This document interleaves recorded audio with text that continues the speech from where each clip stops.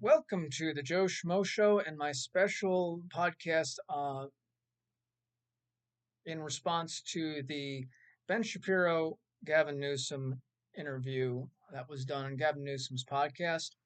I will link to the podcast in the description, and I'm going to separate this out into, I believe, 8 different parts. Each one is going to be a separate video. That way, it's a little bit easier for you to digest it in parts if you want to. And then I'll post all of them together in one video if you decide to watch them straight through. The first point I'd like to make is something that I think Ben Shapiro makes a good point about when he's talking about how politicians often say things to gain attention, and they don't care so much about the truth. I think it's really important to recognize this. And I think most people suggest, at least, that they do, and that, oh, I don't trust just this source or just that source or just this politician or whatever. But subconsciously, if someone is on your side or you're on their side, however you want to look at it, and they say something that you generally agree with, you're more likely to believe that and go with it without necessarily looking into whether that's true. I'll give you a good example of this, how this goes 2 different ways, right? Um, for example, there are some out there that are claiming ICE is acting like the Gestapo. And this is directly um, paralleling comments that Governor Tim Walz used in I believe, a spring commencement address. I don't know where it was, and I don't really care, and I don't really care about Tim Walz at all, insofar as um, his political future. He has none. Okay, but he made this claim that ICE is acting like the Gestapo, which I believe is a despicable, disgusting claim to make, both as an offense against the memory of those who were subject to the actual Gestapo and to the ICE agents who are just doing their job, right? But some people are using that, going with it, and without even thinking. It inspires them emotionally, and they don't regard the facts. On the other side of things, let's take Kristi Noem talking about saying that Renee Good, the woman who was shot dead by an ICE officer after she rammed into him with her vehicle, um, that was an act of domestic terrorism. Now, some people are just going with it. Now, I personally, I'm not, I'm neutral on the subject because I don't know about the intent. I don't know if the intent was there to harm this ICE officer agent, but even if there was the intent to do so, does that rise to the level of domestic terrorism? Frankly, there are a lot of examples of domestic terrorism, including acts against ICE, that are clear acts of domestic terrorism, like specifically targeting them. This one individual some months back who specifically targeted an ICE vehicle and shot up the vehicle and actually killed accidentally, obviously, a couple of illegal immigrants in the process. I believe he killed one and wounded another, and that is an obvious act of terrorism. Okay, in this case, I don't necessarily think that's there. Uh, so, great example of just hopping onto the bandwagon, as it were, one side or the other. You have to look at uh, the substantive facts about what is being discussed before you make up your mind, or at least that's how you should. I know it's not always the case. I know sometimes the issues are above one's understanding, as is often the case when it comes to issues I might talk about. I try to do my best to understand the issue before I come to a conclusion on it. I'll give you an example of one area I'm not great with: economics. Okay, economics is a very deep and uh, uh, complex subject matter that I don't fully understand. I have my general opinions about economics and how the government should stay out of the private sector as much as they can, and that some regulations are good, but overburdensome regulations hurt business, and these are basic general facts that uh, you know, when talking about specific instances, may or may not be as true as the general circumstance. Taking, for example, environmental regulations. Sometimes those environmental regulations are good, but a lot of the times they can be overburdensome. But in any case, knowing to your capacity, to your ability to understand an issue is important.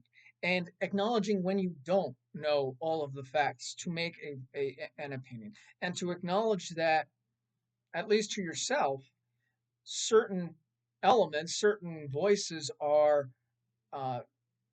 are particularly relevant to you, particularly influential. I uh, Personal example: I love Ben Shapiro. I love Mark Levin. Actually, I like Mark Levin a little bit better than Ben Shapiro when it comes to radio or podcasting, right? But I recognize that, well, first of all, I have disagreements with both. I disagree with Ben Shapiro, particularly when it comes to, let's say, Trump's tariffs. I think the tariffs are generally good, have generally um, been positive, or come to a positive conclusion for various, purposes. And Ben Shapiro's of the mind that tariffs are just a generally terrible idea. I disagree with him on that. I'm not above having disagreements with people I generally agree with. I would say, as an anecdote, that Mark Levin, if you've ever heard of him, if you haven't heard of him, check him out. He's great. He can be a little bit antagonistic, shall we say? But I think overall he's of a great mind, and I would definitely suggest checking out his podcast, his radio show. It's on Spotify. Just look up Mark Levin Show.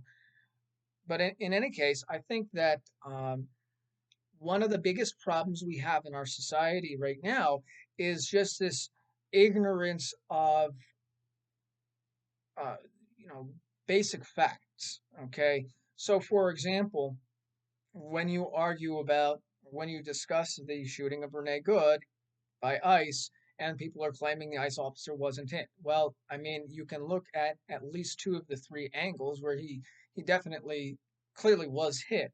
The bystander video doesn't really show much other than the direction of the wheels at the time the shot was fired. You can't really see the ICE agent because he's behind another ICE agent with his hand in the vehicle. And personally, when I first saw that video, I thought it was the ICE officer with his hand in the vehicle that was the one that took the shot, which is not true. It took me a couple of times from that angle, to even see, oh, there's another ICE agent directly in front of the car as it's moving.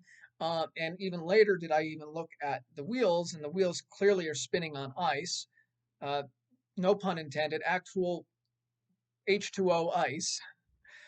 Before it speeds off. And at the moment that is happening, those wheels are pretty much straight, if not turned a little bit towards the ICE agent. And only afterwards, approximately at the same time the shooting actually happens, do the wheels shift to the right. And then you have this other angle from some distance where it has to be zoomed in, but you can clearly see this ICE agent moving. So these are substantive facts that you can see through the video that change the perception. And you have to be open to that, because there's a lot of people out there that are still saying he wasn't hit by the vehicle, and it's very clear that he was. So, I don't despise the people that genuinely believe something that is wrong as much as I despise those who have a voice, who are saying things that either they're just plain ignorant of, and they shouldn't, they should acknowledge that at least before they spout off their opinion, or who pass off what they know to be false as the actual truth because they think it'll gin up, support for their side of the issue. And generally, you see a lot of politicians doing that. And that was one of Ben Shapiro's general points, was that politicians have a vested interest in ginning up support for them or for their side of things, without any regard to the facts. And it does go both ways. So you have to be careful whether you're on the right or the left or the so called middle, which I don't think really exists, but that's beside the point. So, as far as that is concerned, it's just a general philosophical approach whenever you're in this free media environment, this free speech environment, is like a lot of people, including Trump, exaggerate. Trump does a great deal of exaggeration. I don't necessarily think he lies so much, but he exaggerates quite a bit. Um, it, Exaggeration or lying, and yes, sometimes it's very difficult to wade through that and decide what is a lie, what is just an exaggeration, what is the truth. And when you're talking about what a politician is saying or what someone with a vested interest is saying, take that under consideration and perhaps with a grain of salt, because we don't you don't really get the truth, unfortunately, from people who have these vested interests. And that's to be said about politicians, about social media figures, but it's also to say about these social uh, social um, social science studies and research, and it goes even in that direction too. If someone has a financial interest in in a particular point of view, let's say they're funded by some organization that does a lot of work in some sort of social science area, something that has to do with the social policy, for example, whatever it might be, and they're paid to do a study, and that study is going sometimes, and unfortunately so, to be skewed to make the point that whoever is funding them is trying to make. Okay, so that that organization can use this so-called scientific study to promote their own perspective. It is something you have to look out for beyond politics, but also in this perhaps an academic field of interest as well. There's a lot of that crap out there. When I was studying my course of study, political science, there was a great deal of you know annoyance on my part having to look at journal articles and read through these and say, okay, this just doesn't add up. You clearly have a an agenda here, or there are some facts that are clearly missing here. And it was generally frustrating because you're supposed to rely on these. A lot of professors want you to rely on these, and they're generally, not generally not truthful, but oftentimes there is quite a deal of bias, and you have to look at so much information to get through to the basic facts. And this also tends towards the discussion about objective versus subjective notions of truth. Now, I'm of the mind, and I think this can be readily defended, that truth is just simply truth. Fact is simply fact. Your perception of what the truth is your perception. I've discussed this before in a previous podcast, and I'm not going to go into too much detail about it here, but your perception of what the truth is does not determine what the truth is. Okay? And while your perception certainly may be valid for whatever purposes you may have, whether it influences how you vote or how you live your life, sure, it's valid in that sense. But simply being a perception does not make something a fact. And you can say that for any side of the political spectrum. You can say that about anyone. It goes for anyone, right? Whether the objective truth stands to bolster my point or the other side's point.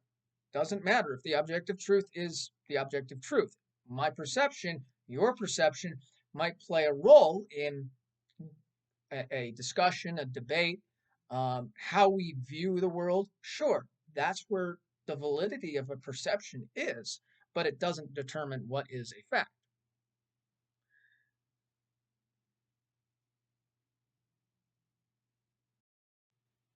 My second point is when Gavin Newsom suggests that California does cooperate with ICE.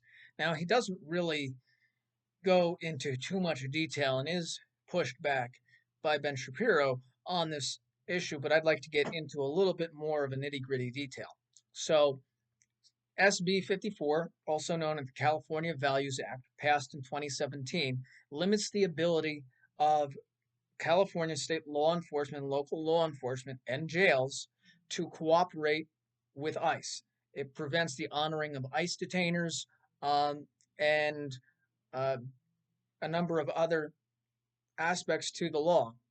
The exceptions are serious felonies. There's a list of them, and I'm not going to give the details of that list here, but they are generally serious felonies. Uh, I'm not going to give the details because of length, and also because I'm not sure of YouTube's censorship policy, and I don't want to get into trouble with that. But if you think of a serious felony, it might be on that. It's probably on that list, right? Um, a heinous act, shall we say? And certain gang-related offenses. Okay, it blocks ICE access to courts, schools, and hospitals, and other venues such as these. It bans federal agents from wearing masks. It does exempt the prison system. To be clear, state prisons are not county jails. Okay, let's take an example of San Quentin. I think is still a prison in California. That's a prison, and then you have, say, I actually don't know of any particular Los Angeles County jails. Right, those two things are different. Right, jails are generally where people are held prior to a trial, and once they are convicted of a crime, if it's a felony, they will then go to the state prison, right? Um, Now, the interesting thing about this prison exemption is that uh, offenses of a violent nature uh, are exemptions to this law only if they've been committed within 5 years of a misdemeanor, or within 15 years if it's a felony. Okay, obviously, if you're talking about a 15-year window where someone might be, liable to be deported if they're an illegal immigrant convicted of a serious felony in the state, then they're likely to, that 15-year period will basically likely expire before they're out of prison. So once they get out, they're not going to be subject to deportation. That is, I do have to recognize, however, that while they are in prison, they would be subject possibly to an ICE detainer. But I don't believe it says anything about the prison system notifying ICE that they have an illegal immigrant in custody. I'm not 100% sure of that. It's not in my notes. I did go through the law, and it's not something I wrote down. So, as far as my certainty is, generally certain, it doesn't say anything about the county notifying ICE of the inmate being an illegal immigrant if they're convicted of a serious felony. Okay, which is a problem, right? The law specifically bars inquiry into immigration status, the honoring of a federal hold by ICE, CBP, or providing any information to federal officials about release date or other information about an inmate that is not public information. The California Values Act also repealed Section 11369, which required the notification of immigration officials when a person was arrested for certain drug offenses. Now, if you go through and look at Section 11369 of the law of the California Penal Code as it is now, it is replaced with something called Alexandra's Law, which has to do with drug-related offenses, but I don't believe, has anything to do with immigration enforcement or the conduct of state officials towards ICE or other immigration enforcement proceedings. Okay, just to be clear that one was pre-Values Act and one was post-Values Act, so there might be some confusion if you go and look these things up. Now, Newsom suggests. Oh, and by the way, to reiterate, this is the extent of the cooperation with ICE. Oh, yes, getting uh, convicted serious offenders off the street, which is already what ICE is doing, and going no further than that. So there are millions of illegal immigrants in California, and I mean millions of illegal immigrants in California, and you're going after, I believe he cited the number 10,000 of them. What is that? Less than 1%, right? So I think it's a little bit disingenuous to suggest that, California is working with ICE. I mean, maybe in the most extreme cases, you have the opportunity to work with ICE, yeah, if it's the prison system, but nowhere else, nowhere else. And this is one of the reasons for this series of podcasts is to show how Gavin Newsom is trying to come across as something of a moderate, something that sane Republicans could vote for as well as the left could vote for, because he's positioning himself to run for president. It's very clear. He just hasn't announced it officially yet, and that will likely come after the midterms. Uh, because that's generally when presidential campaigns are announced is shortly after the midterms, up to a couple of months after the midterms into the new year afterwards. But in any case, that's the reason why I'm putting these podcasts out to show you that he might be a slick politician, as slick as his hair is slick. Uh, I wish I had as good looking hair because obviously, I'm having you know, aging issues there. But in any case, he's a slick politician. You expect him to try and weasel his way into the middle, even though his record suggests something far different, right? His record, his rhetoric, so forth, right?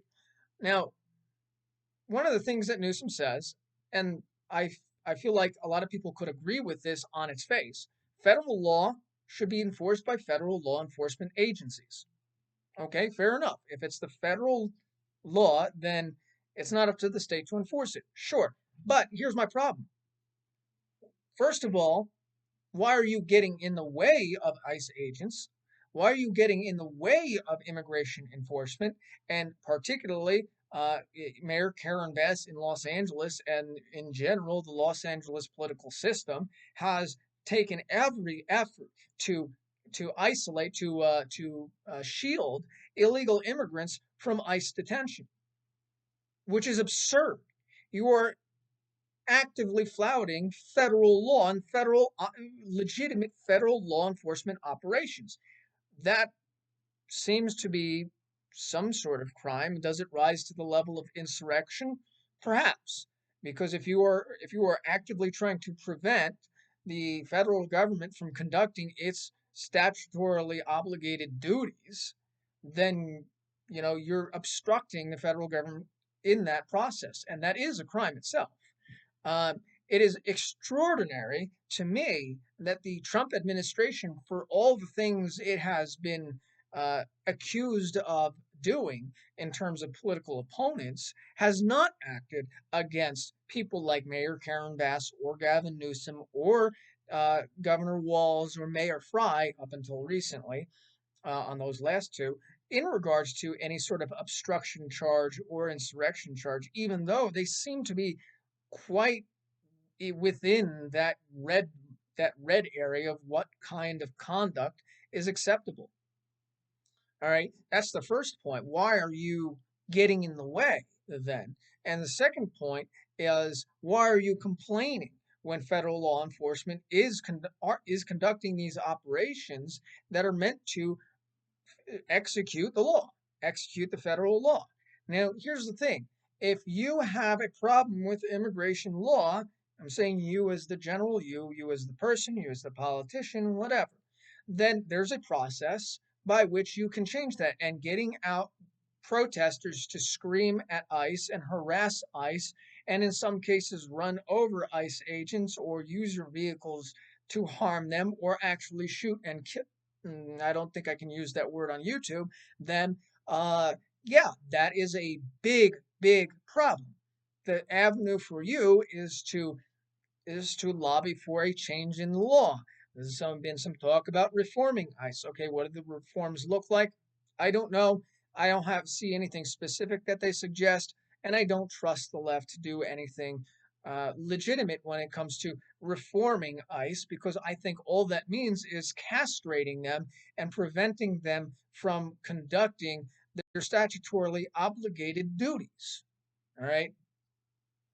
Um, county and state jails. My suggestion is that county and state jails should be required. First of all, required 100%, no questions asked, to honor ICE detainers. There's no reason why they shouldn't be uh, allowed or required, especially to honor.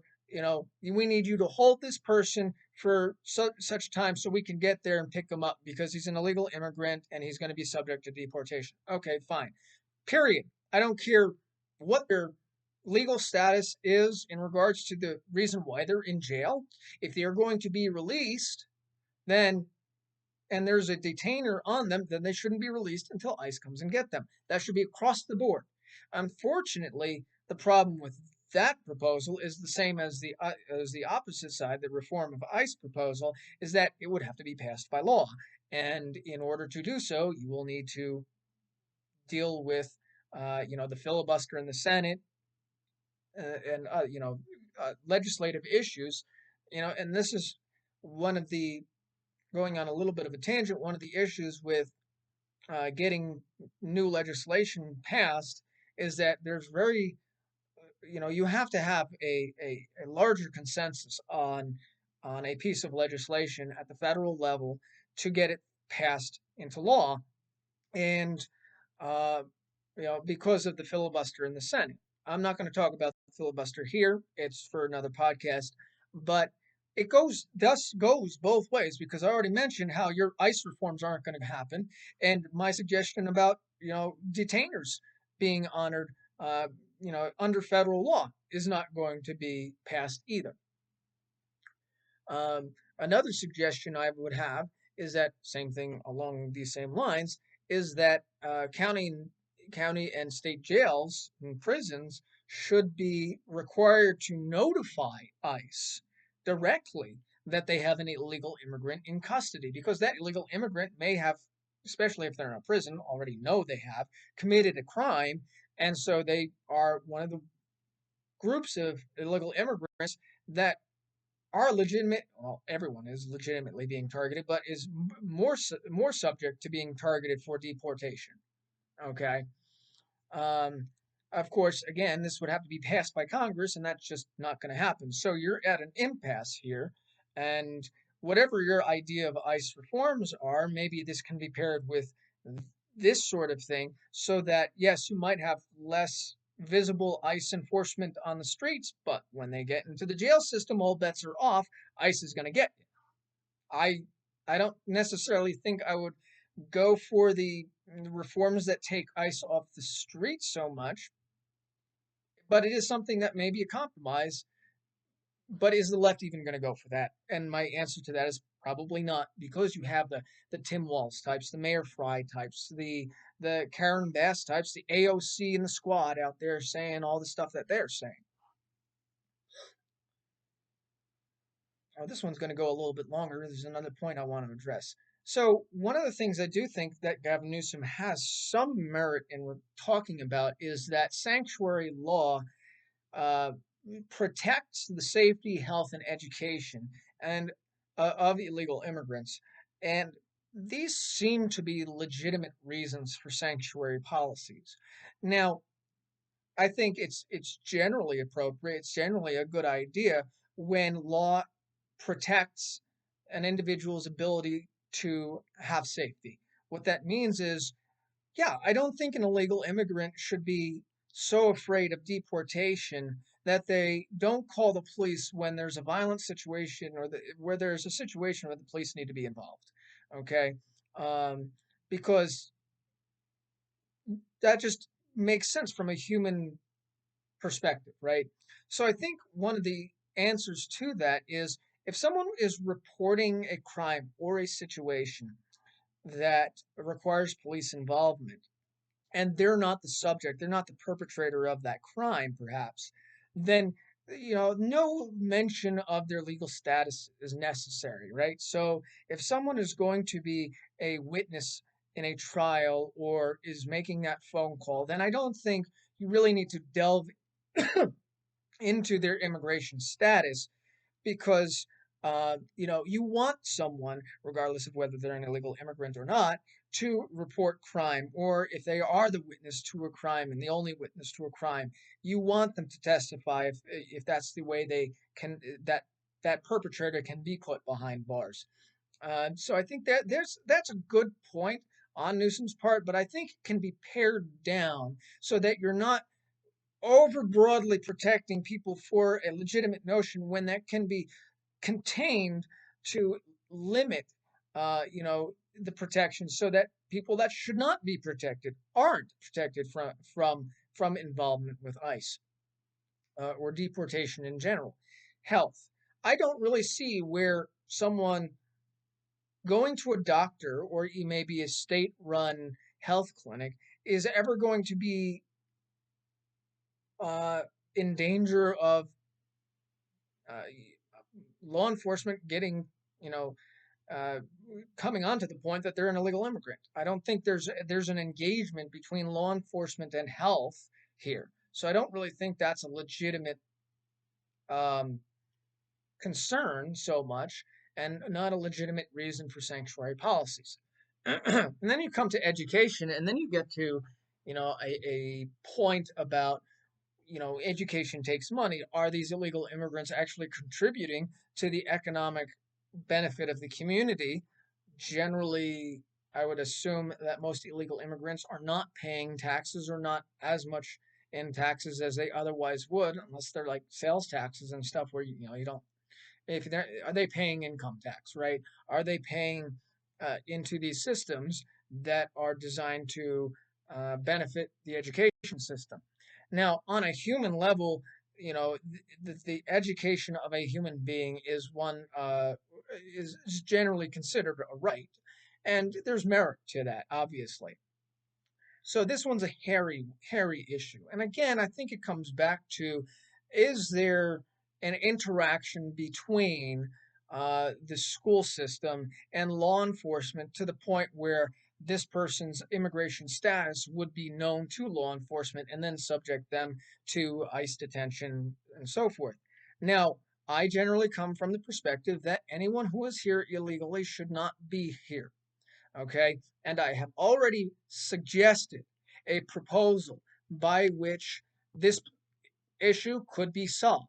And I think when you come to these concerns about sanctuary status and the benefits or harms it does, my proposal is a decent way of avoiding all of this nonsense. Because if you get people on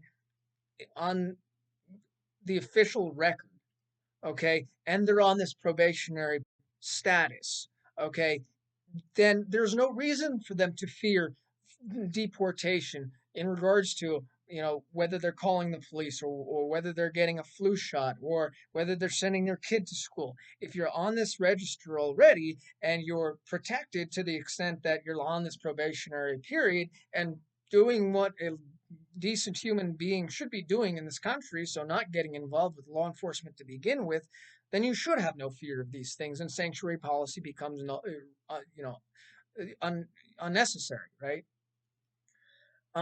As a general matter, when people refer to comprehensive immigration reform, they're generally referring to amnesty, and this is just a non-starter issue. Like, uh, amnesty has been done before in the 80s, and we come back to this point where now we have another 10, 15, maybe 20 million illegal immigrants. And by the way, the 11 million figure that has been cited, or was cited, I think we've finally gone beyond that, was talked about for uh, quite a long time, since at least the Bush administration, well through the Obama administration.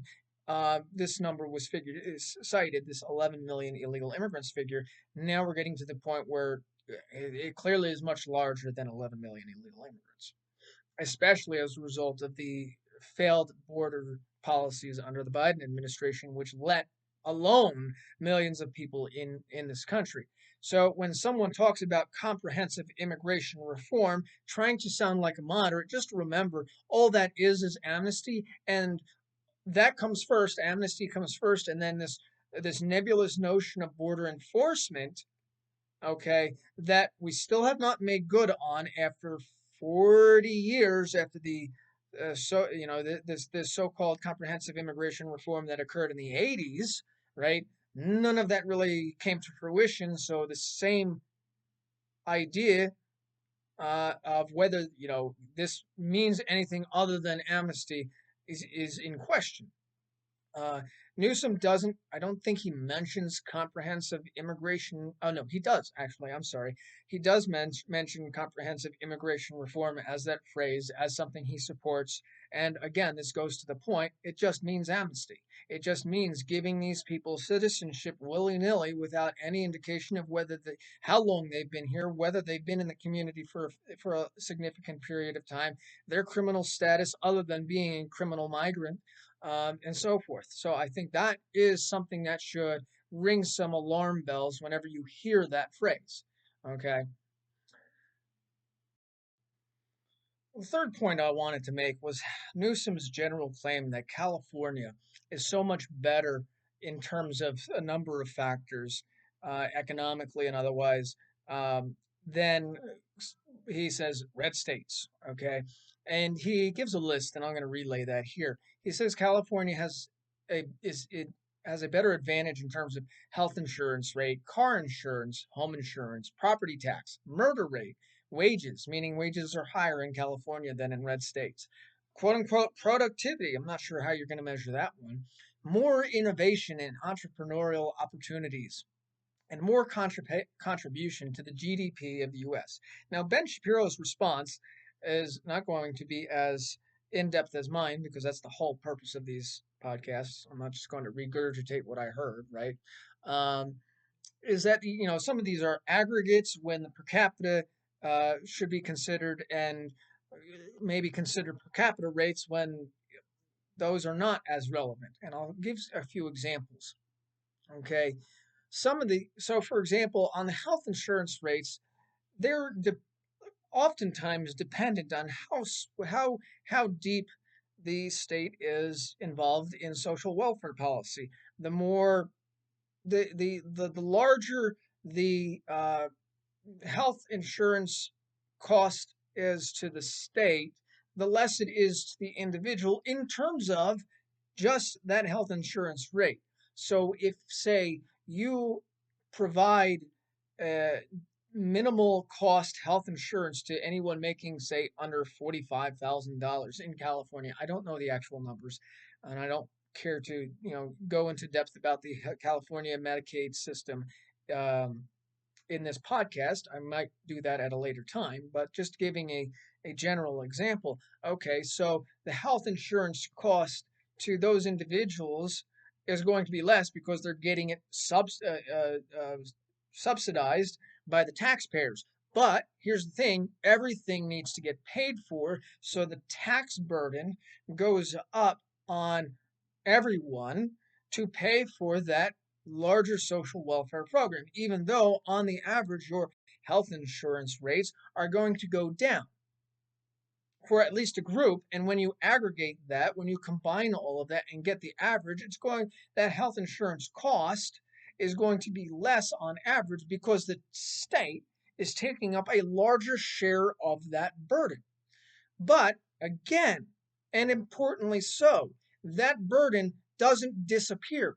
It is forwarded in terms of higher tax rates on particularly higher earning individuals and corporations and in other areas. Okay, so this claim that they have lower health insurance rates without the discussion of how pervasive their health insurance or their state-run health insurance programs are, their all of the factors. It's called Medi-Cal instead of Medicaid, it's Medi-Cal. That's their social welfare program for health insurance and at the state level.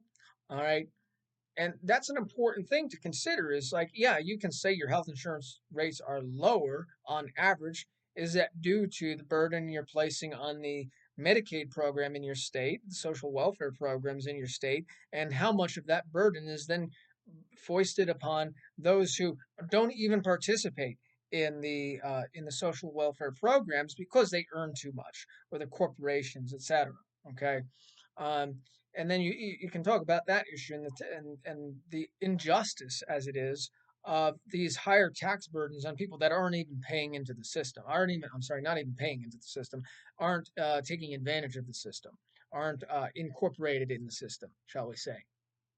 Okay. Now, the murder rate is the opposite issue. The murder rate is heavily dependent on city level data.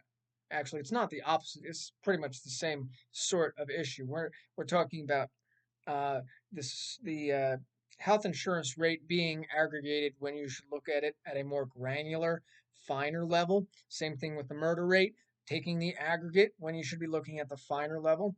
The murder rate is heavily dependent on city level data. The murder rate is much higher in cities than it is in the rural and suburban areas, right? Now, what's common among major cities is they are vastly more Democrat run than Republican run. When you look at the number of cities that are over, say, 100,000 residents, or any whatever figure, the number of Democrats running those cities vastly exceeds the number of Republicans running those cities as mayors or city council members, etc. Okay, and you know that has an impact. The city police and the regulations, city-wide regulations, uh, in those cities can, to some degree, certainly outweigh and go against statewide policies or statewide law as it is, that would, if employed, if enacted, cut down the rate of crime, the murder rate specifically here in these larger cities. One example of this may be Memphis. Memphis is run by a Democrat. I don't know the name of the mayor.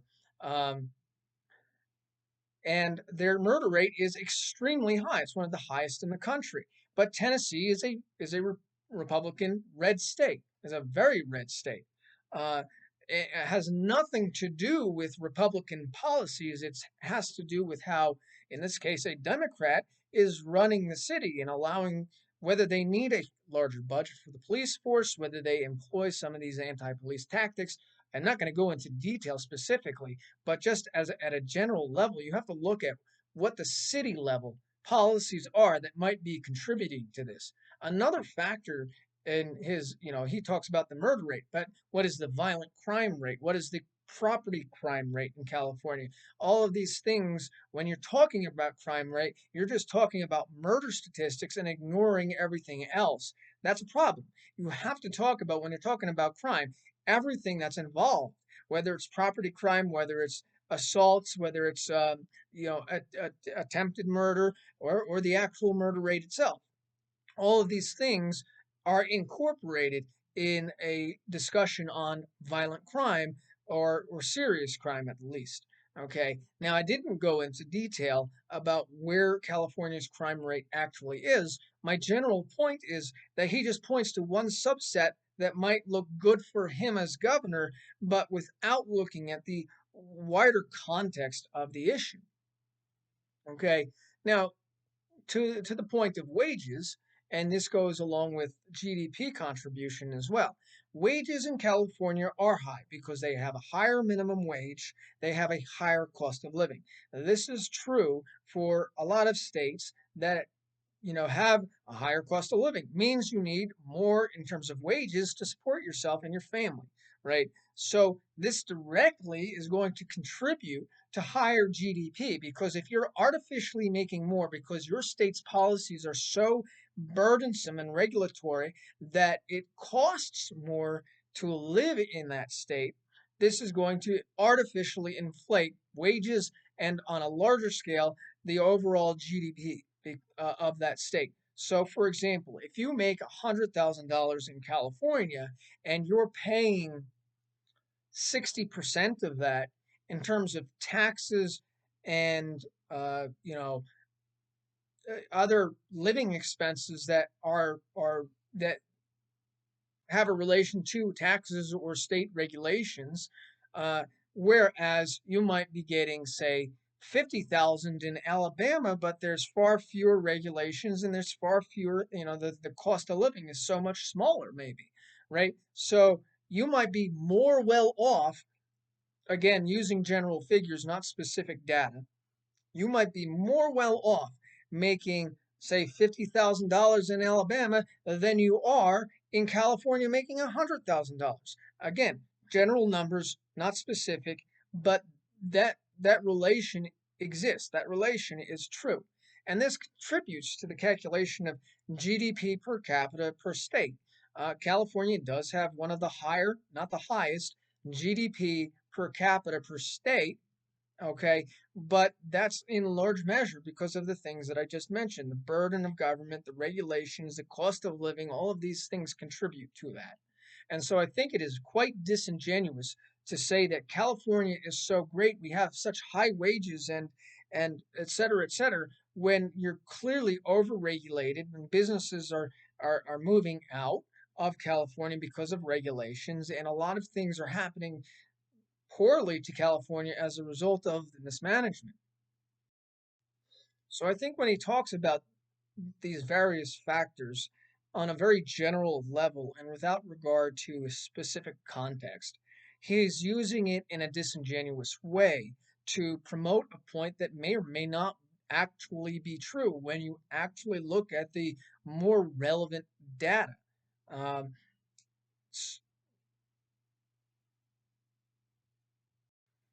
Another problem with what Governor Gavin Newsom says is when he talks about elections. Okay, and his perspective on elections is this insane thought that Trump is going to somehow steal 2028 or 2026 and do all sorts of nefarious things with the election. This is a dumb trope leveled against Trump himself and Republicans at large that just serves to enrage their base and get their base out to vote and disincentivize Republicans from getting out to vote because that if you get the point across, if people actually believe that your side is actually the tyrant, are you going to actually go out and vote for that person? So that's another part of the emphasis, and it's so stupid.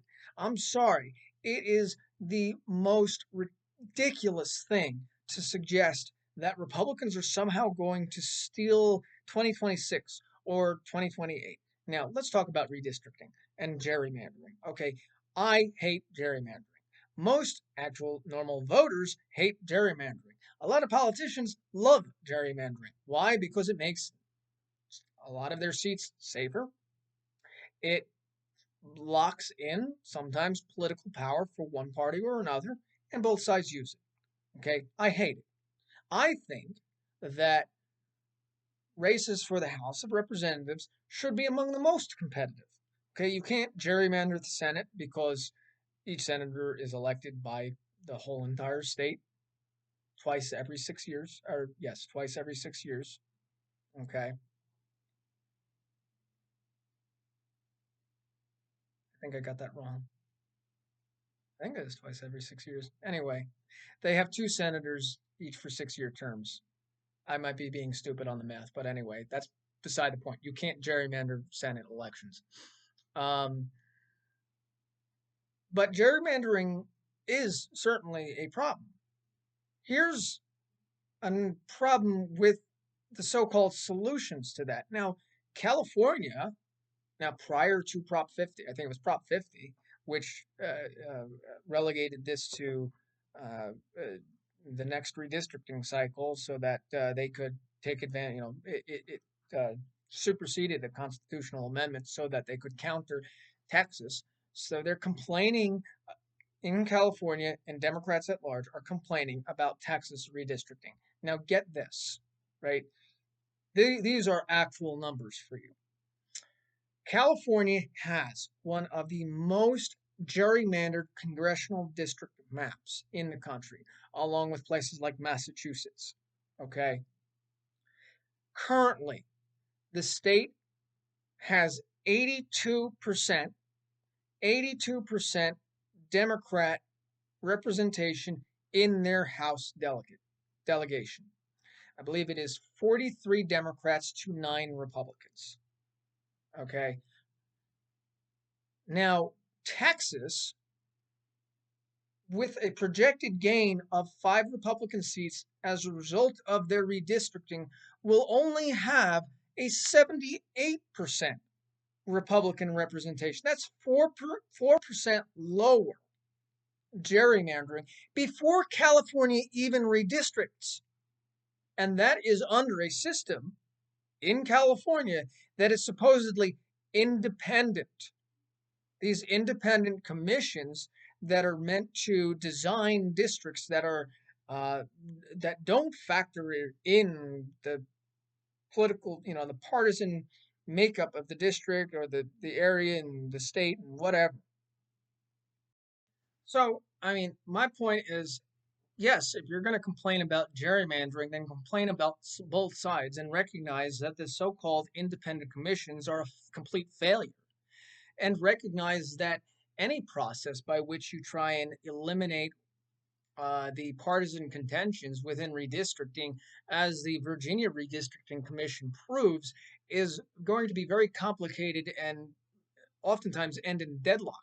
Because the way it was done and the way it's supposed to be done in Virginia as of right now is that there's supposed to be equal number Republicans and equal number Democrats on a commission to generate maps, and they have to come to a consensus on these maps. The first time this was done, it ended up deadlocking, and it went to the Virginia State Supreme Court, and they had two individuals, one Republican, one Democrat map maker, come together and come up with some map that is now in use. Okay, the process of redistricting is, on one hand, probably a lot easier today because of this software, the computing power, and the data that we have on populations than it was before. And on the other hand, more difficult because of the even further entrenched partisan interests and the dichotomy between the two parties at this point. Uh, which I'll probably get to somewhere in this podcast, but the dichotomy is completely the fault of the radical left. Um, so, my suggestion about a solution is to conduct redistricting with a geographic basis point, right? Let's say you take a city as the basis point and expand a circle such that the area encompassed is a clear geometric shape, a square, a circle in this case, right? That encompasses uh, as much of the um, integrity of different towns and different communities as possible, because like if you split a district on a road that runs through a single town and one side of the town is in this district, the other side of this town is in another district, I don't generally like that. So on the margins of that, yeah, it's going to look a little bit weird, just so that every town or community is included in the same district, right? Such that you can expand the circle to the point where, okay, now we have, what is it, 750,000 residents. That's one congressional district. And then you geometrically divide the state into shapes that make sense, so that, okay, let's say we have a rectangular state, let's say Alabama, and I forget how many representatives are in Alabama, but let's just say 5, right? So we got this circle in Birmingham or whatever, and okay, we expand that so that we have 750 something thousand, and then you take one side of that one corner of that state and expand it out so that you have, okay, there, and then we got the 750,000 residents. Okay, that's another district, and then expand down from there, or whatever the case, so that it's done geometrically rather than simply by partisan garbage, because this is a problem for Republicans. It hurts Republicans in some states, it hurts Democrats in other states, and it really does seem to be a violation of at least the spirit of democracy, even though this has been going on since the inception of this country. We've always had this problem, okay? But we have the computer tools nowadays, to the computing power to really do this in a more straightforward manner. Unfortunately, the biggest problem with my proposal is it will never get passed. It'll never get passed because the politicians out there like the system as it is because, I mean, if they get elected, they have an easier way to stay in power, whether that's a Republican, whether that's a Democrat, it doesn't matter. And uh, I do think this is an issue that uh, everyone can come to a consensus on, that we should do it a different way, and that these independent commissions clearly don't work. Having a system where each side is equally represented doesn't really work because they're just going to deadlock. So there has to be a different way to come to a conclusion, and maybe a a system that is devoid of any sort of political motivation, because these independent commissioners in states like California clearly have a political motivation. Otherwise, it wouldn't be, was it 82%? Sorry, yeah, 82% Democrat in a state where it's about 60-40 Democrat, right? Or 78% Republican in a state that's like 55-45 Republican, right? Um, and by after the gerrymandering, redistricting in Texas. So this is an issue that I think a lot of people could come to a consensus on, but generally don't, and the politicians will never accept it. There's ways to enforce it on the politicians if you can, go through uh, the process for amending the Constitution that is rarely, if ever, used. That's the Convention of States um, method, which completely eliminates the role of the federal government, the federal legislature, the Senate and the House. It can be done completely through the states. I would like to see that process happen. It is very unlikely it ever will, and we'll continue to deal with this forever, until such time as some politicians actually come around and say enough is enough. We need to fix this, and we need to fix it because everyone is being harmed by it. Now, going back to the interview, Shapiro accuses Newsom of being implicitly disingenuous, particularly when it relates to Newsom's use of social media to counter some of the social media postings of President Trump. And Shapiro kind of makes the point that the support Newsom supporters generally take him seriously when he posts responses to Donald Trump's social media posts, Truth Social, uh, whereas people are more likely to not take Trump so seriously whenever he's posting to social media. And so there's a little bit of a disconnect there between, the level of seriousness. Even though um, Newsom is not necessarily being so serious when he's just trolling President Trump. Uh, you know, I think Newsom is a disingenuous politician. I don't think his social media postings really factor heavily into that characterization of him. It's more along the lines of him doing and saying things as governor of California, and then having this podcast, having this interview with Ben Shapiro, and trying to come across as this easygoing, moderate kind of politician that is saying, well, I had to deal with a radical left legislature in California, and I vetoed some bills from the legislature. So look at me, I'm so moderate. I don't think that works. I think a lot of people are unfortunately going to fall for it. A lot of independents are probably going to fall for it. And if I have anything to say about it, maybe you'll think twice before you do. We still have 2 years before the, yeah, 2+ years before the presidential election. And so hopefully my voice is larger then than it is now. But I would like people to actually get away from just blindly believing a politician, whether they're a Republican or a Democrat, whether they agree with you or you agree with them or otherwise. Okay, we need to get away from this nonsense.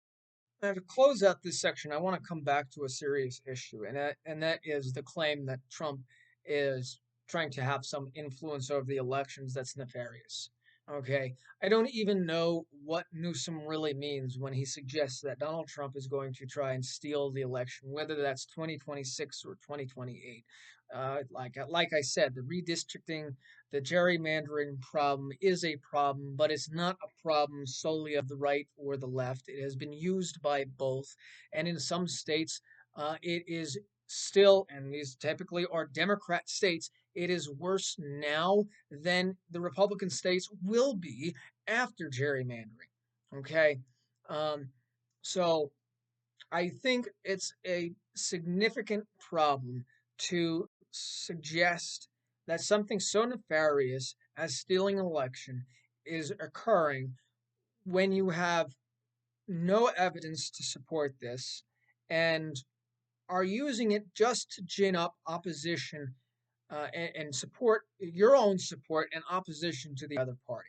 Now, I know some of you are probably going to think about, oh, what do you think about 2020 and the narrative around 2020 that Trump has continued to push?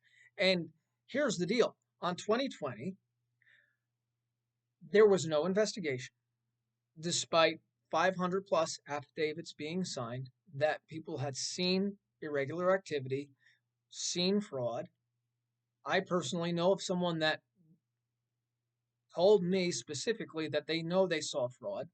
Anecdotal evidence, I'm not saying that was widespread, but the problem for me about 2020 was all of this was characterized by the mainstream media as just a conspiracy theory. Okay, just a conspiracy theory, that there was no truth, that it's a lie. Okay, you can't say that without having any real investigation into this.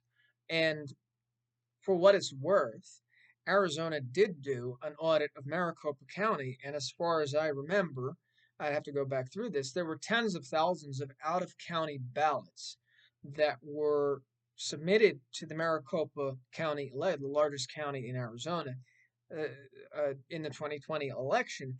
And while you can't determine, because of the separation of the ballot from the address, the sender, the everything else, because it's supposed to be a secret ballot. Because of that, you're really unable to determine whether it's fraud or not. So I would say to that end, while 2020 can't be relitigated and we can't go back and determine whether tens of thousands of votes were fraudulent and did flip the election, we can't go back and determine that at this point. And I don't feel like we should be dwelling on that. And yes, that's advice to President Trump. Stop dwelling on 2020 because it's over and done with. You're already in your second term. You won. And when your term is up, you're back to private life and hopefully making the billions of dollars that you forewent being president. But anyway, here's the issue: there are things that can be done to secure the elections so that we don't have these accusations of electoral fraud, either way you go. Okay, and that is voter ID and reducing the amount of mail-in ballots. Now, Europeans back in the early 2000s and Democrats maybe a decade later all warned about the possibility of mail-in ballots being ripe for fraud. We all knew this before 2020, and somehow we all forgot it. And by we all, I mean, you know, the politicians out there, the politically minded individuals, whatever. Uh, but we all recognize this, and then we all forgot it conveniently when it would help Democrats beat Trump in 2020. There clearly was, to some extent, a reason to uh, have certain policies back in 2020, back during the COVID pandemic, that would aid people in getting out to vote at a time where a lot of people were afraid to get out. Because as we can remember, the announcement of a vaccine only came out, I believe, the week after the election, even though they knew they had come up with a vaccine prior to the election, which is another issue entirely.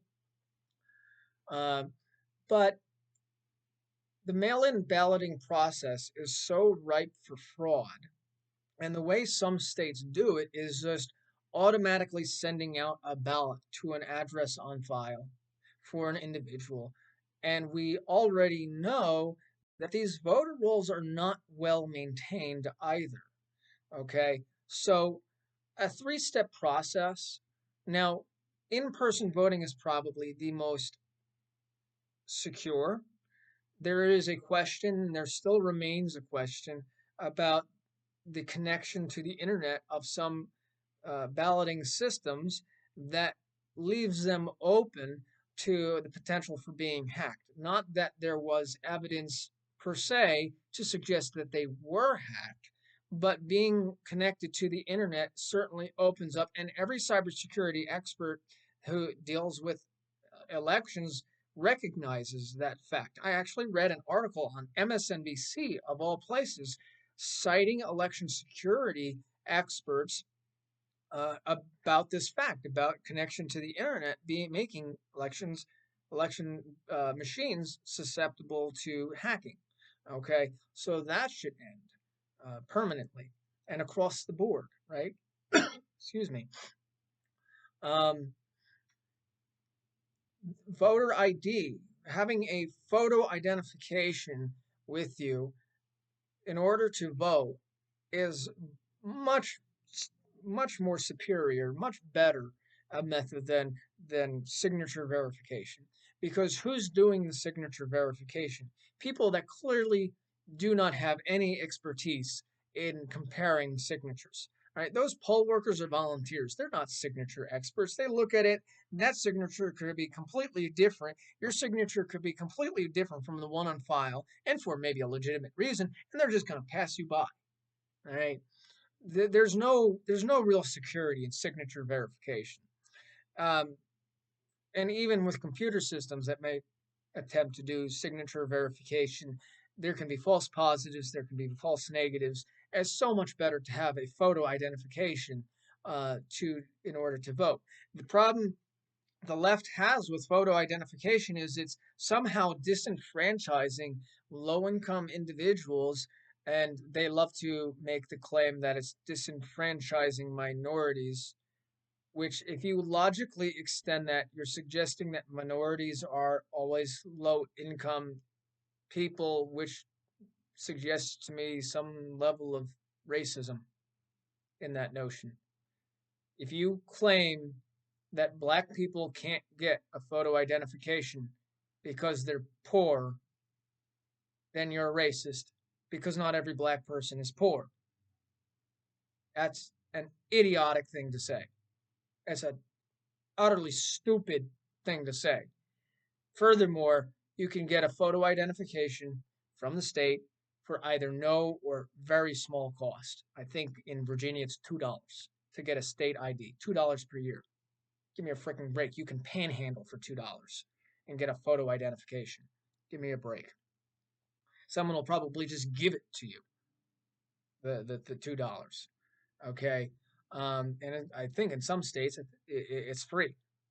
Like, how ridiculous is it to say that it's financially or uh, prohibitive to get a state ID? It's not. It's a lie. It's stupid, and it's just used to make an argument that is fallacious on its face. And the argument is that Republicans hate minorities. Bullcrap. The argument is that Republicans want to prevent black people and Hispanics from voting. Bullcrap. Okay, that's all bullcrap. It's a lie, and unfortunately, people actually believe it. And the people that believe it are not doing our democracy any good. You believe lies and vote based on the lies that you believe. I'm sorry, you're not doing our democracy any good. Okay, and this goes along with what I've been saying about Newsom. You know, even as he tries to come across as this moderate, he says some wacky things that, like, Trump is going to steal 2026, or Republicans are going to steal 2026 or 2028, or that Trump wants to run for a third term. Yeah, that's a joke, and that's clearly a joke. And I don't even think Trump really started that notion. I think it was some other people, whether it was supporters on social media or some people in his orbit, maybe, that were making this nonsensical claim about him running for a third term. Hey, give me a break. It's more of a joke than anything else. And taking it seriously makes you look like a fool. Okay, that's just the truth. It makes you look like a fool to take things like this seriously. I don't mean to insult anyone, but sometimes you just got to be honest, right? Now, this next topic, I will warn you, might be triggering to some people. I don't care. I care about facts. I care about truth. I recognize the emotional aspect of this from a mental health standpoint. And frankly, I can sympathize or empathize with you from the emotional standpoint, but that is not going to change facts.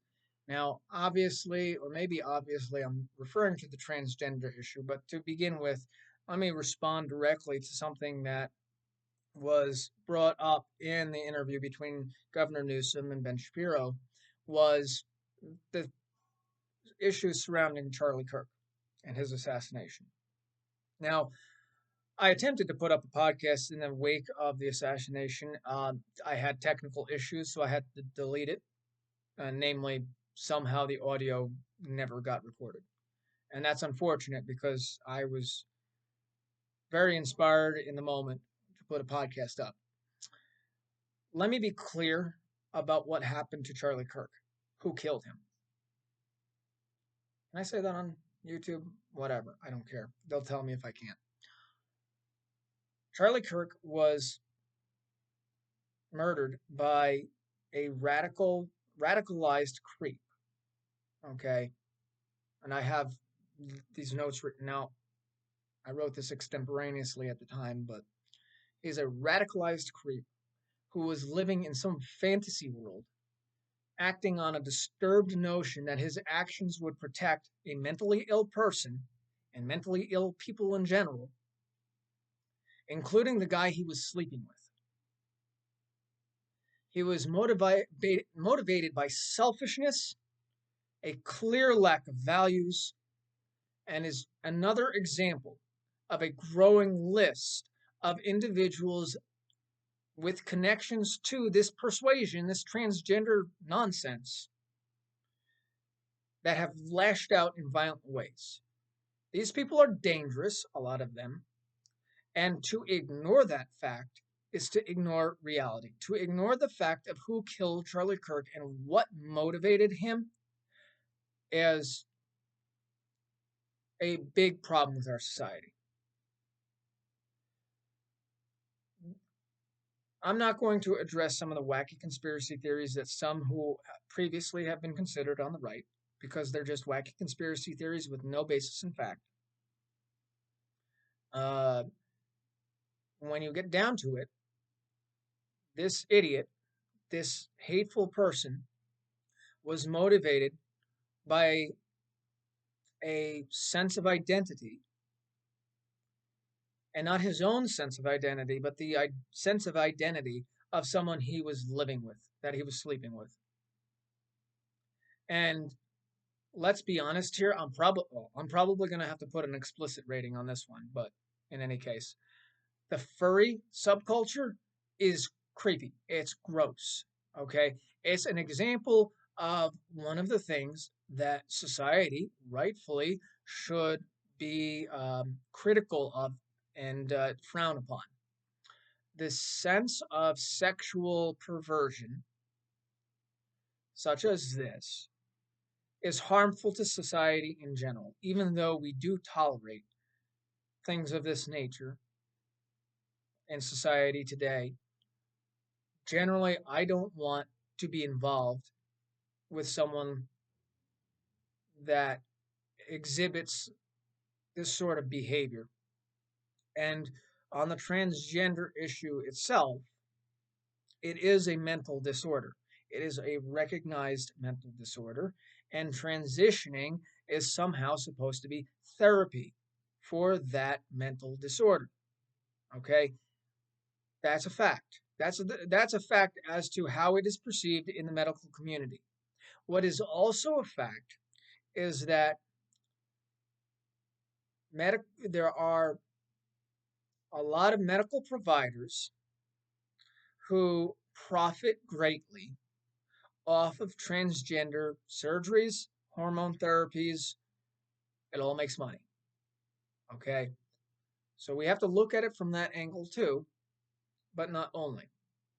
Now, as far as people who have gender dysphoria, I, from someone who has personally dealt with issues of mental health, not this particular issue, but depression and that sort of thing, I empathize that what you go through is mentally taxing, psychologically difficult to deal with.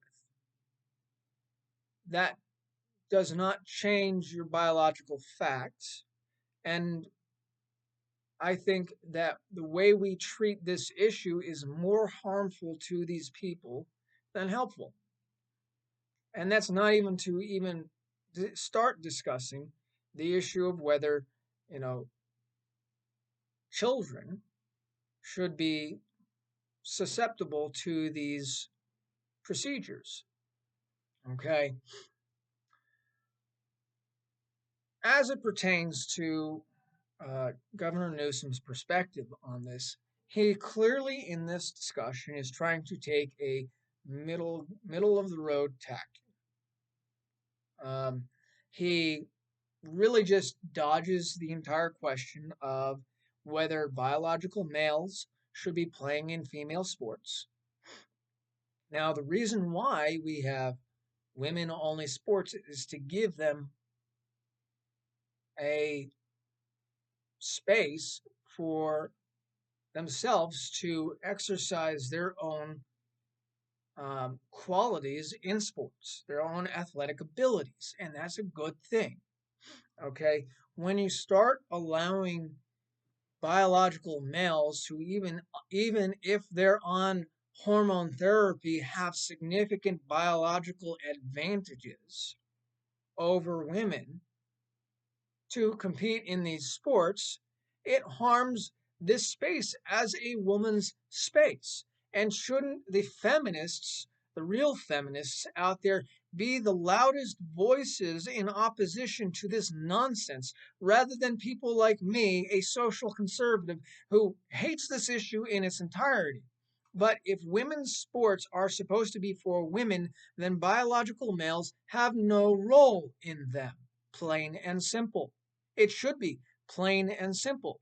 Now, I'll tell you, one of the things I have a problem with is Republicans saying, oh, this is an 80-20 issue. I'm sorry, it's not a freaking 80-20 issue. You still have a lot of people outside of just the radical left wing, people who would claim themselves as moderate or independent, who still think that biological males should in some ways be allowed to play in women's sports. This is an absurdity. On its face, an absurdity. Stop the nonsense, and we need to put our foot down. And thankfully, Trump has, to some degree, put his foot down on this issue, and with respect to Title IX, with respect to going after states that still, enforce these practices on schools, on local school districts, even though some local school districts, even in California, are fighting this. Okay. This is one of the biggest issues that the question of objective fact versus subjective perception comes into play, right? It is a biological fact that a boy is a boy, a girl is a girl, a man is a man, a woman is a woman. Biological fact, okay? All you need to do to determine that is genetics. Now, some of you are going to say, well, what about the people with XXY or X, whatever? The chromosomal abnormalities. The abnormality does not prove the point. The abnormality is actually evidence for my point because it is an abnormality. It is outside the norm. It does have reproductive consequences. if I'm not mistaken. Again, I'm not a medical expert, but I'm pretty sure most people with chromosomal sex chromosomal disorders are sterile, right? They can't reproduce. It's clearly a disorder, but that's not what we're talking about. We're talking about a choice.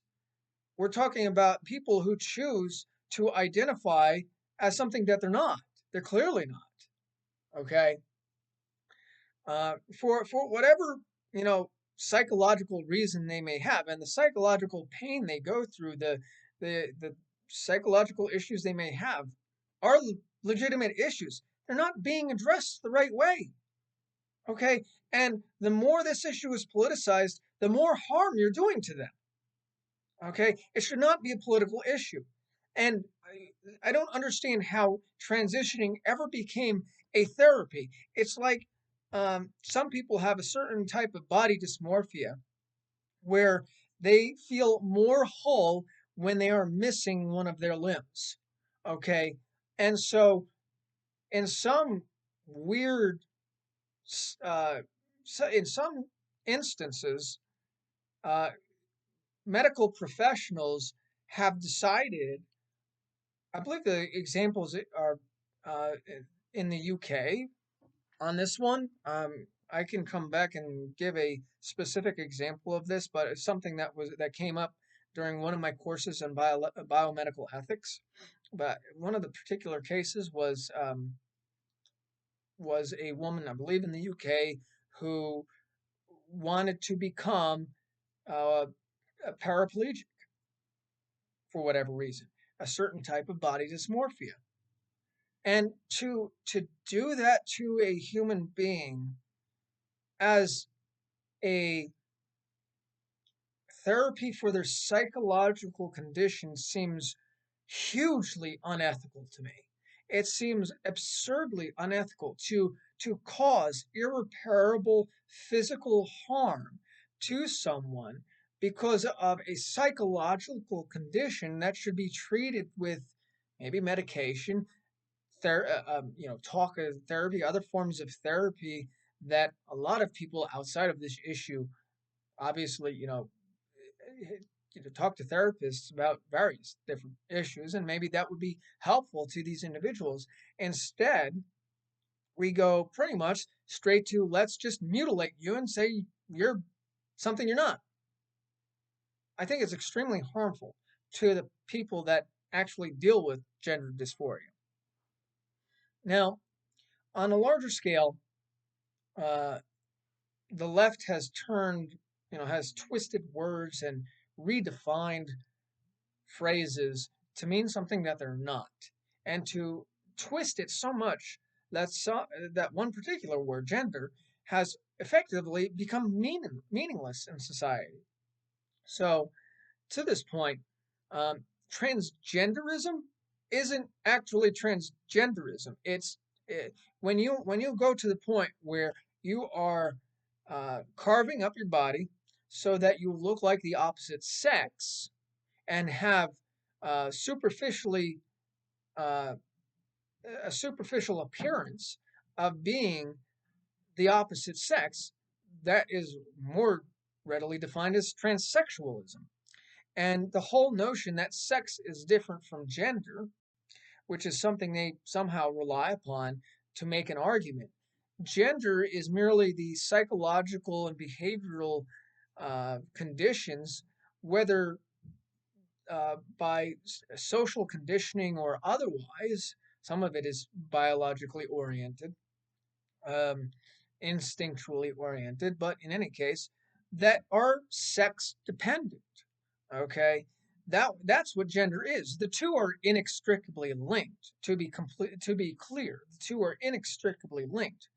And the claim that sex or gender is a social construct um, usually is uttered in a negative connotation, such that any sort of social construct, just by virtue of it being a social construct, is somehow illegitimate. Uh, this is, I think, something that flies under the radar for a lot of people. that they just grant the point that it's just a social construct. Well, some things are social constructs for good reason. Now, I would suggest that social constructs, when it comes to gender, that are truly based on biological realities, are more legitimate social constructs. Those that are not based on biological realities, for example, let's say um, women in certain intellectual uh, uh, um, careers, as a lawyer perhaps, or a writer, or whatever it may be, are less capable than men. Let's say that's a social construct. Surely it was back in the day, and some would say that it still is a social construct. I would disagree with them, but that's beside the point. That is not based on biological reality. The female brain and the male brain intellectually are largely on par with each other. But the notion that women are better mothers than men, let me rephrase that to make it more clear what I'm saying, that women have a more, generally speaking, a more motherly affect than men do, is based in a biological reality.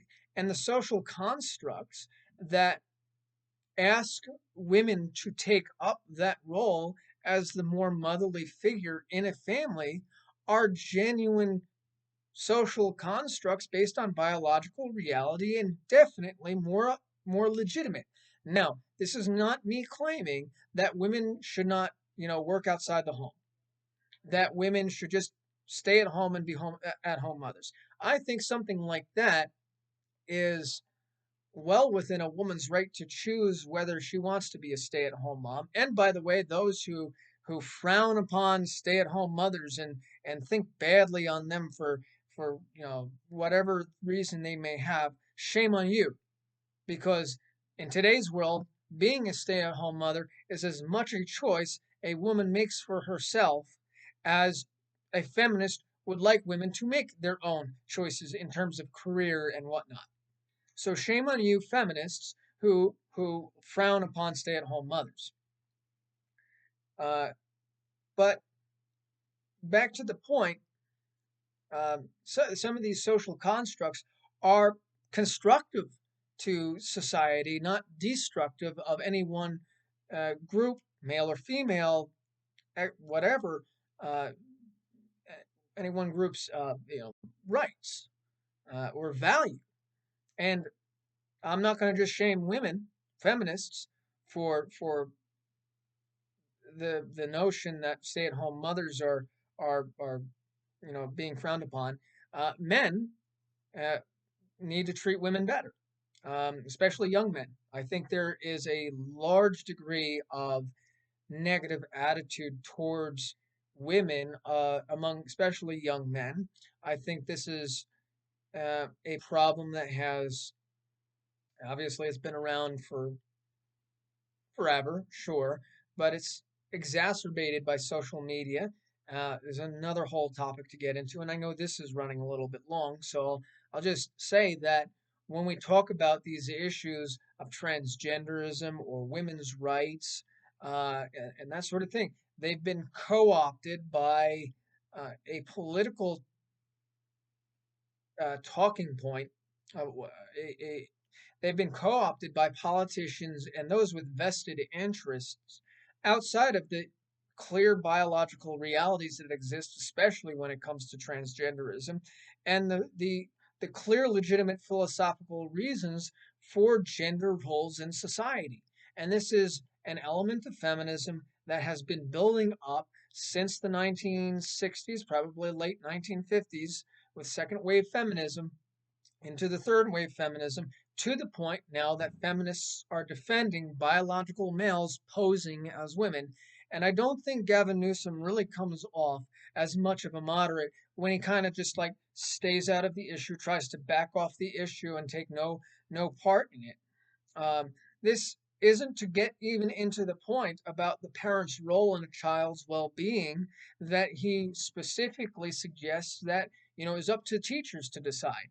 And I made a mistake not covering that fully, and I know this has gone a little bit too long, but I'll tell you right now, Gavin Newsom is totally wrong when he says that it's up to the teachers to decide whether they want to turn in the children to their parents. The parents have a right and a responsibility to their child, and if a teacher knows something about a child that the parents don't, then that parent needs to be told.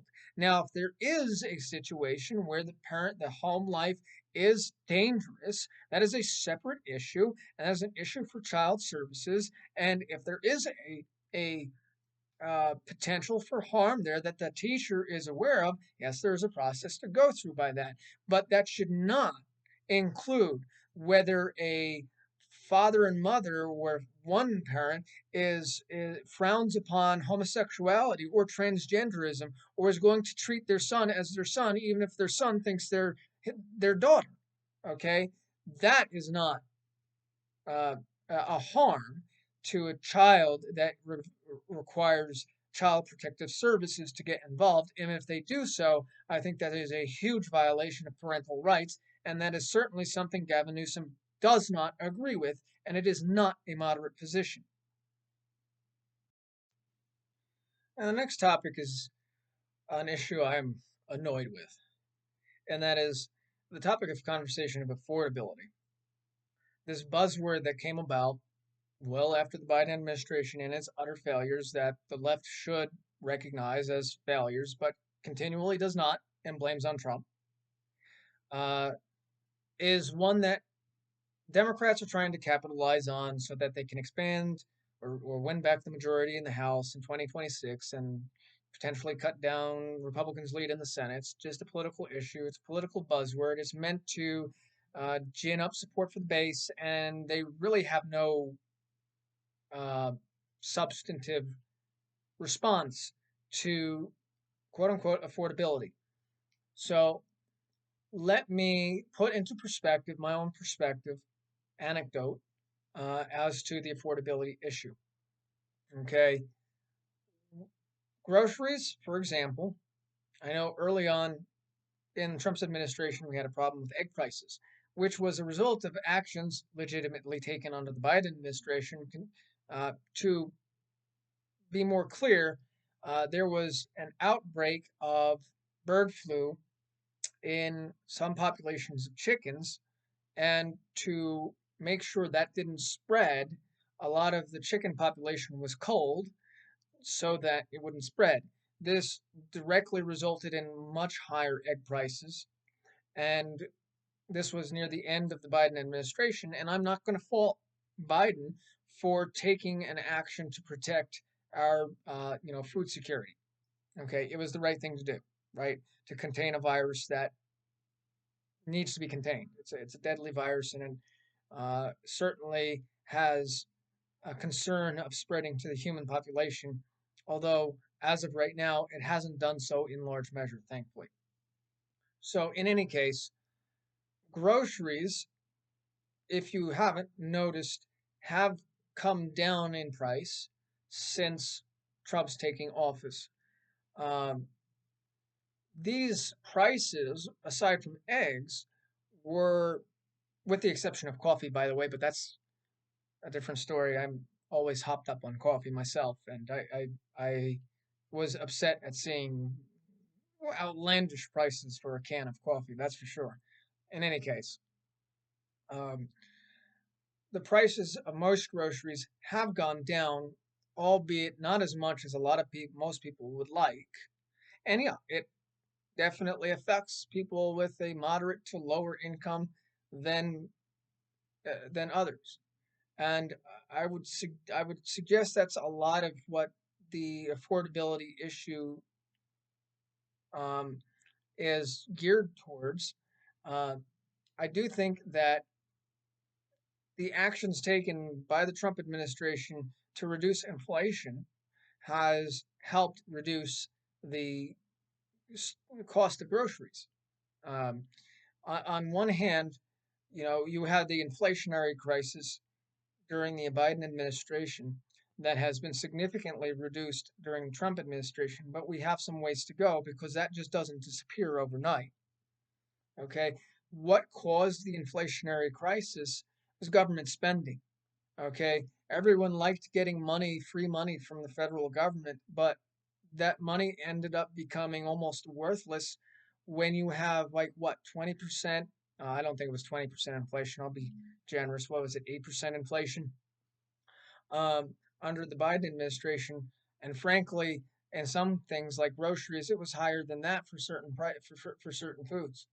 Okay, overall, when government floods the market with money that's just printed out of thin air, it's going to increase the prices.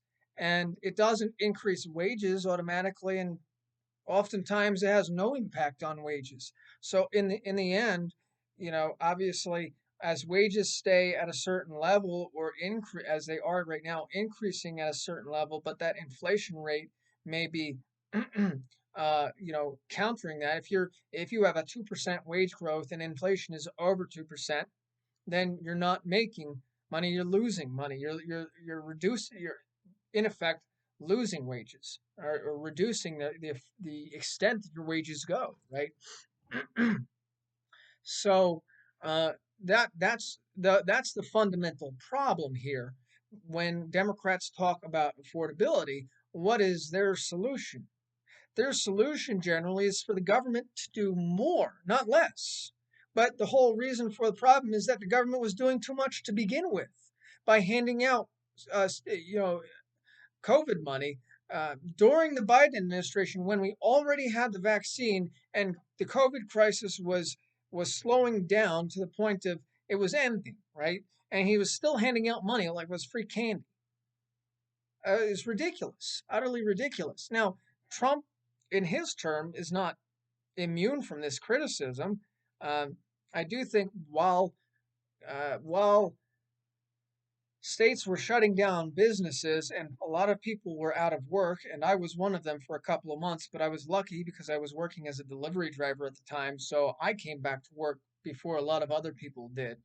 Um, but as a result of that, handing out stimulus checks and that sort of thing. It didn't, was that inflationary at the time?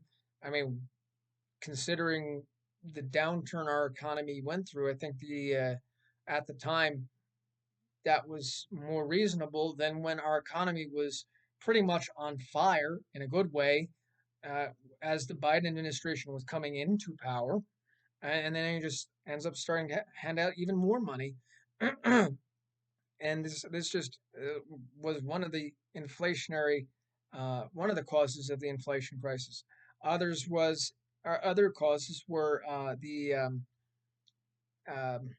the hell was it called? The Inflation Reduction Act, which was not inflation reductionary at all. I believe the Inflation Reduction Act, if I'm not mistaken, incorporated a lot of programs that were elements of the so-called Green New Deal, uh, which, when you think about it, was incredibly inflationary on its own. And so when you incorporated that into this inflation reduction program, which was just basically the government handing out money to them, money, money, money, money. Yeah, no, that's not inflation reductionary at all. Okay? But that's the Democrat solution.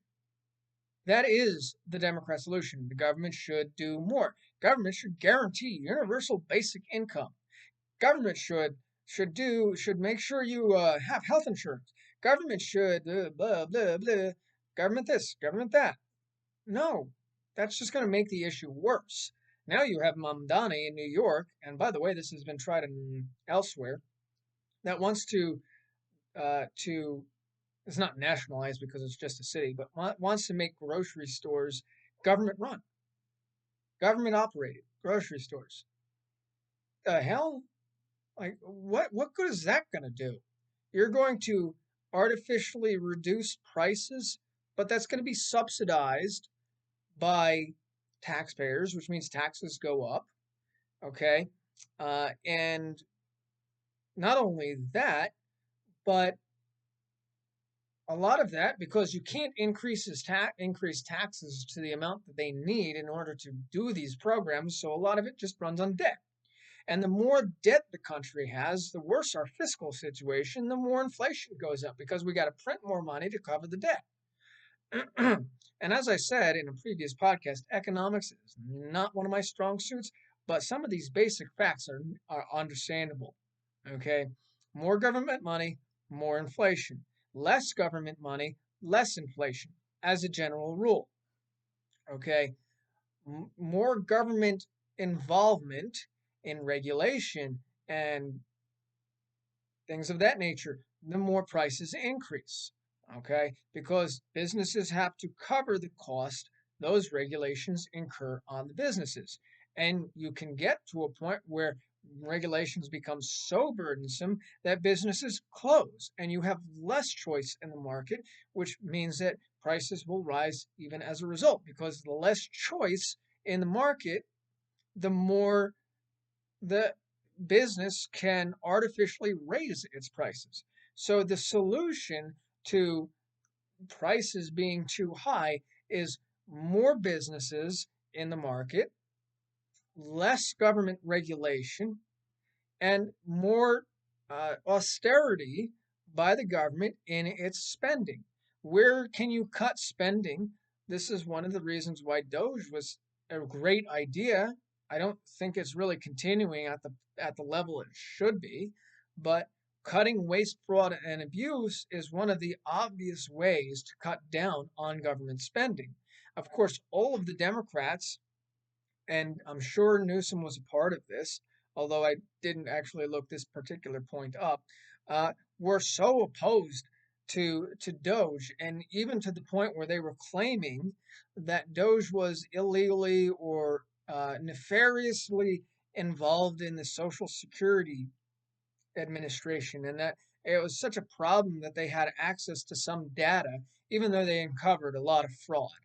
Okay, a lot of abuse, a lot of waste. When you come out with some people that are well over 100 years old and obviously dead, okay, still getting Social Security payments. What the heck? Give me a break. Um, so now, to the degree that you can argue that this should be done more efficiently or better or more within certain standards, okay, fine, as long as it gets done. But the problem is it doesn't get done, and we continue to expand waste, fraud, and abuse because the government just doesn't have the ability or willingness to actually check itself.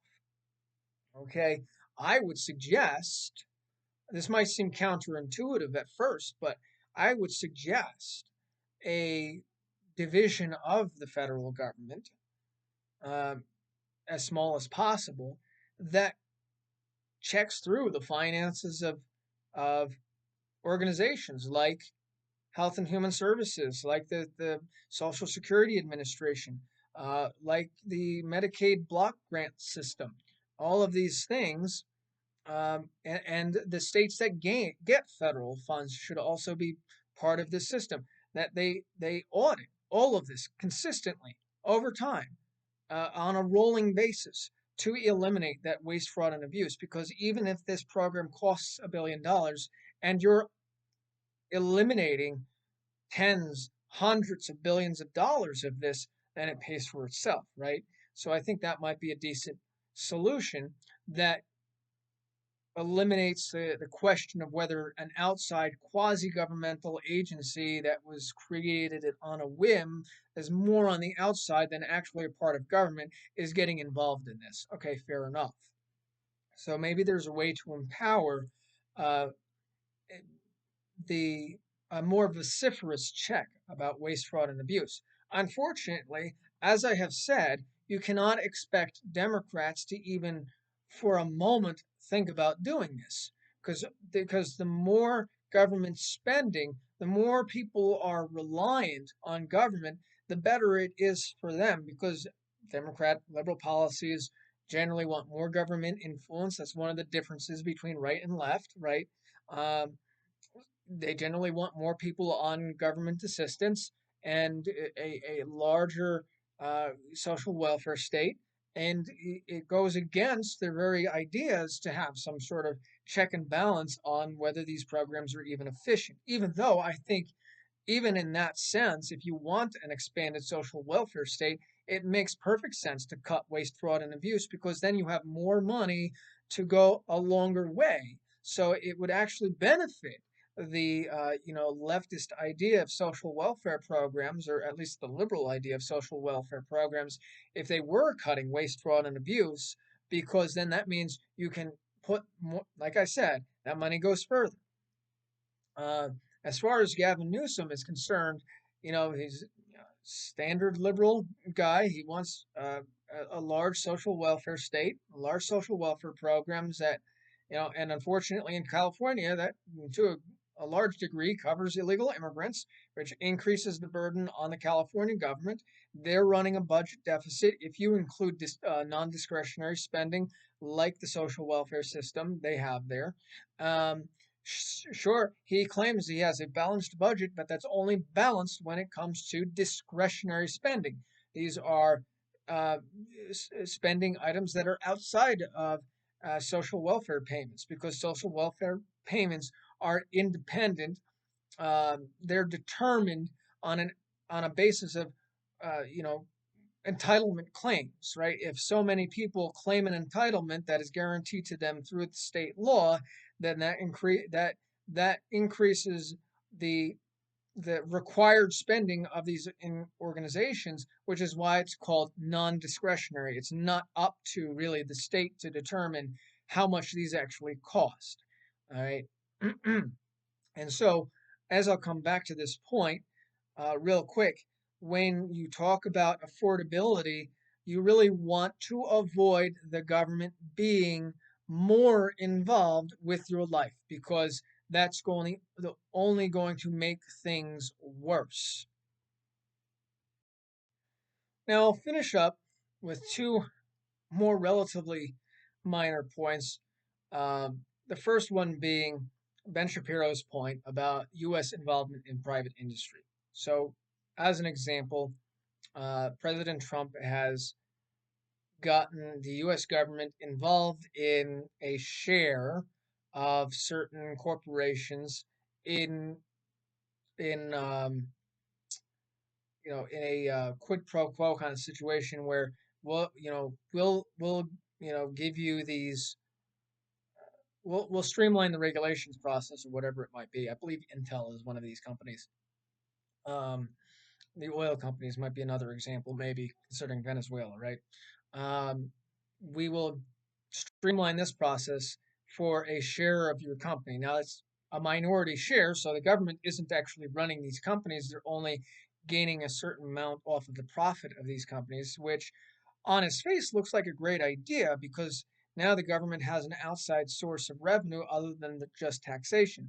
And this is related to, say, tariffs, where tariffs are independent of the taxation policy. Of course, they have a marginal impact on the price of goods. And I say marginal because clearly it is marginal uh, because prices continue to decline when compared to the inflation rate, um, broadly speaking. But as a general matter, you get into some hairy situations when it comes to the government influence on corporations. And I think this is a great example of an area where President Trump clearly shows he's not a standard conservative. That conservatives generally do not want the government involved in business, whether it's a minority share or a majority share.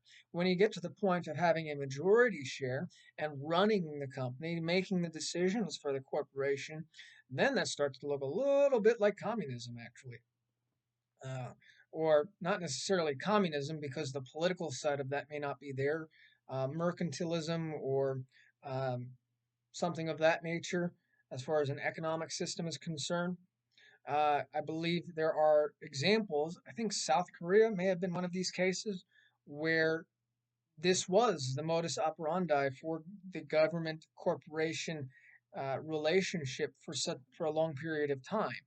And the problem with that, besides the philosophical reality, the philosophical approach to this argument, is that government doesn't necessarily have the expertise or the know how to run a company, to run a corporation, to run its business. The people that know the business are the business owners themselves. The people that know how to run the business and make the decisions that make that business profitable are the ones that put their lives into it, right? Rather than bureaucrats. So it is best to avoid things like this. And this is one of the examples of something that the Trump administration is doing that is probably not a great idea for precedent's sake, for the sake of we don't want this kind of practice to continue consistently over time because you set a precedent, you set a standard, and someone else takes the same action, citing this as precedent, citing this as, this has been done before, and they're not necessarily as business minded as Trump, okay? Because let's be honest here, President Trump was a successful businessman before he became president. So he might have good business sense to be doing these things, but is it the role of the federal government to be doing these things? Is it a good idea in the future for a president that might be just a lawyer or a doctor or a career politician who has no real knowledge about business? And it's not even to say that Trump is running these businesses himself. He's certainly not. And of course, again, minority share, he's not really running the business anyway. But it's a precedent we want to avoid.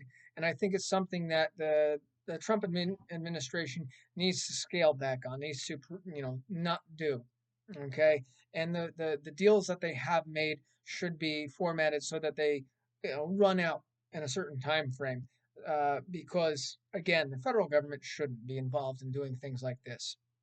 Now, Newsom really doesn't say anything about this particular issue, as far as I remember from the interview. It was largely a point that Ben Shapiro made, and I agree with that point. I think it again is a bad idea in general for the government to be involved directly in a private, a publicly traded perhaps, but private corporation.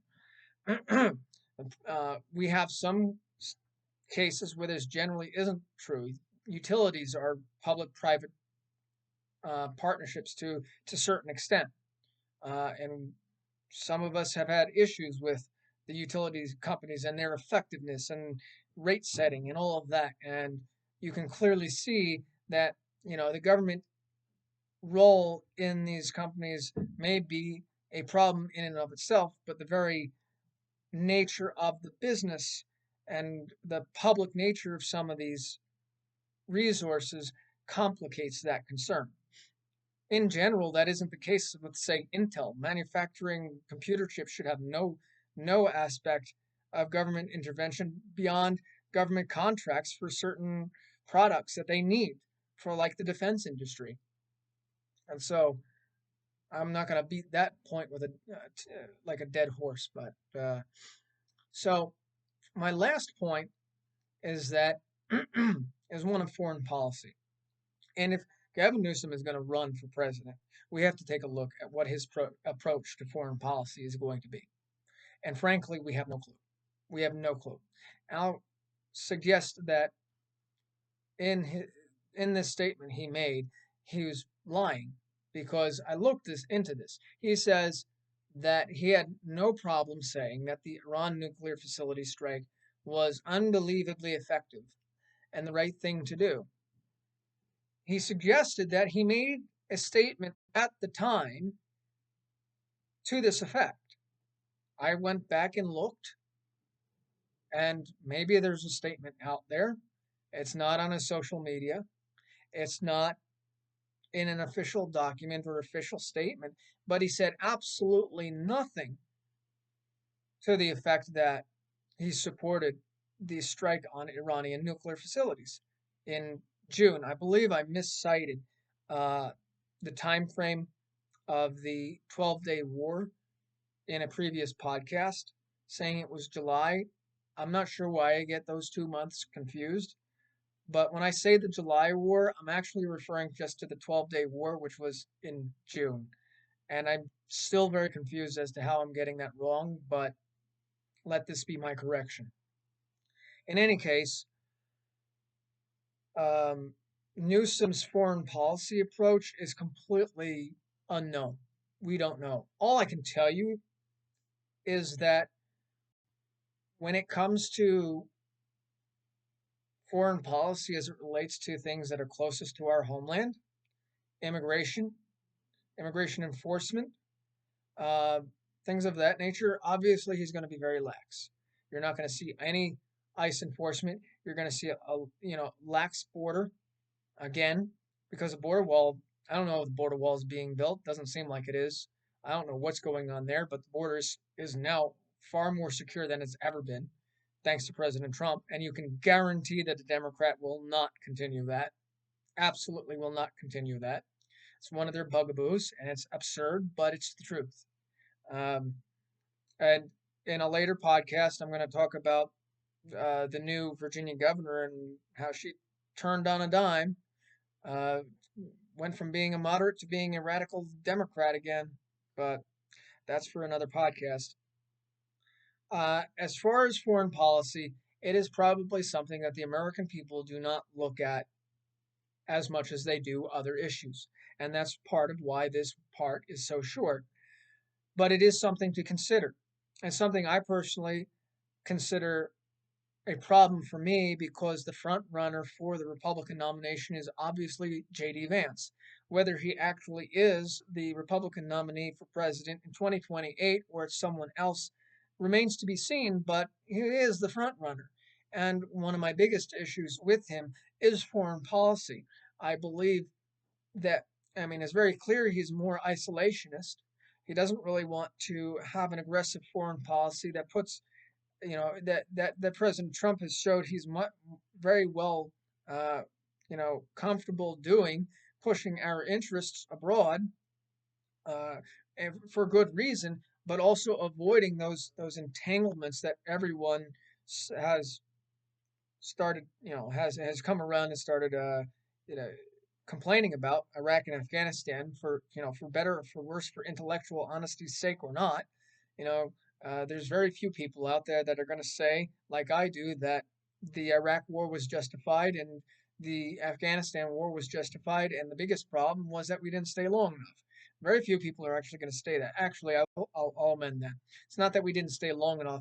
It's our politicians, Barack Obama, rejiggered the mission such that we were less effective and in our mission, and then handed it over at a time when, at least in Afghanistan, clearly the government wasn't going to be able to maintain control, and in Iraq, uh, a significant terror threat existed. We had to go back in, but now it's a little bit more stable, and it looks like it will remain so. The Iranian influence notwithstanding. Uh, in any case, I digress, of course. But we don't know what Gavin Newsom's policy on foreign affairs is going to be, except to say that he's going to be very lax on immigration and immigration enforcement. And that alone is a serious problem. And I think personally, I can live more with a J.D. Vance isolationist policy that is strong on the borders than a Gavin Newsom weak on the borders policy with the unknowing of whatever he'll do in terms of uh, diplomacy, whether he's going to be an effective president in that regard. And saying Gavin Newsom and president gives me the heebie jeebies. Uh, but in any case, it is something to consider. I appreciate anyone who has listened to these podcasts. Obviously, I said I was going to split these up and also have one large one put together to put on my show. Um, Again, like, comment, and subscribe. I really appreciate it, and if you do so, and hopefully, again, hopefully this expands its reach. I know some of these are long, but I hope they're substantive enough that people actually are interested in listening Maybe it opens your mind a little bit. Maybe you think twice about something. Maybe you agree with me. Maybe you disagree with me. That's the point of these. Okay. So I appreciate you and have a good night, everyone.